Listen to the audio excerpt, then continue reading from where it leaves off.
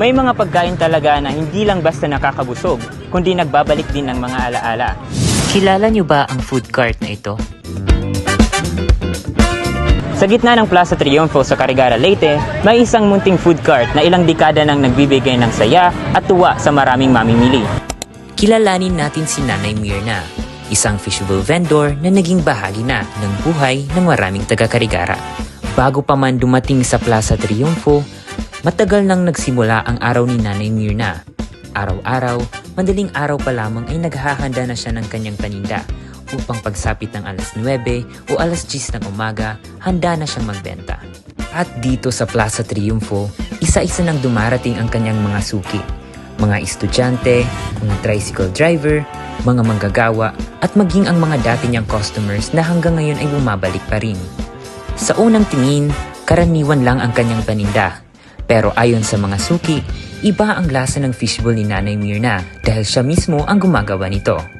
May isda, may malunggay, at iba pang sangkap na siya mismo ang naghahanda.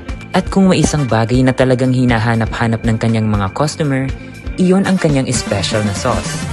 Sweet and spicy, tapos may da sweet na nga matamis na hiya nga sauce. Aliya kasi katipla niya sauce, soft na ba hiya nga naangay lang sa usawan na tipyanganin fishbowl. Pinamarasa naman talaga yung sauce talaga kay amo tulang ginitimpla natin mo yakaman na niya among toyo daw kuno pero abot marasa talaga yan. Taong 2000 nagsimula ang lahat, kasama ang kanyang asawa. Noon, simpleng food cart lamang nagawa sa kahoy, plywood at may trapal na bubong ang gamit nila. Sa paglipas ng panahon, naimpundar nila ang kasalukuyang food cart sa pamamagitan ng sariling sikap. O pinalit mo hiya. Sariling sikap. Pero hadto, kuan pa ito kahoy. Ini bago naman lang plywood, tapos trapa lang ato. Ngunit noong 2014, pumanaw ang kanyang asawa. Sa halip na ihinto ang negosyo, ipinagpatuloy ito ni Nanay Mirna. Mag-isa, bitbit ang pangarap na sabay nilang sinimulan. Isa sa pinakamasayang bahagi ng kanyang trabaho ang makita ang mga dati niyang customer na bumabalik. Mga batang minsang bumibili ng tig-5 fishbowl, ngayon ay may trabaho na. Ang iba, may sarili ng pamilya. Nalilipay ganda ko dahil kay hadto, mga customer ko din hadto. Yan na, napakilala hera na may mga anak na nga niyan iba.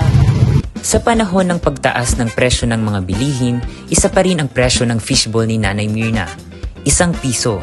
Pero paano niya ito napapanatili? Baga, kung mahal ang ano, gugurugutin ko lang pagtako. Kung nagbalik sa presyo, dadara ko lang tako.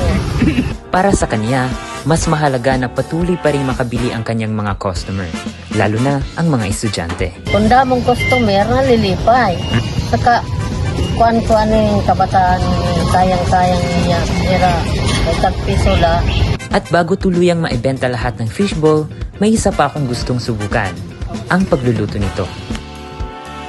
Sa unang tingin, parang simpleng pagprito lang, pero habang ginagawa ko ito, napagtanto kong mahalaga ang tamang init ng mantika at ang tamang tiyempo sa paghalo at pag-ahon ng fishbowl para maluto ito ng pantay. May sihon. At kahit sinubukan kong lutuin ito, iba pa rin talaga ang luto ni Nanay Mirna. Marahil, hindi lang ito dahil sa tamang paraan ng pagluluto, kundi dahil sa mahigit 2 dekada ng karanasan at dedikasyong inilalagay niya sa bawat batch ng fishbowl na kanyang inihahain. Marahil, kaya hindi nauubos ang mga bumibili kay Nanay Mirna ay dahil hindi lang masarap ang kanyang fishbowl. Sa bawat tusok, may kasamang alaala. Sa bawat sausaw, may kasamang kwento. At sa halagang ₱1, tila sapat na iyon para muling balikan ng maraming taga-Carigara ang isang lasa na naging bahagi na ng kanilang buhay. Para sa iba pang ganitong klaseng video, i-like, share at mag-comment na sa video ito. You can also follow my social media accounts at TinoSab. Thank you for watching!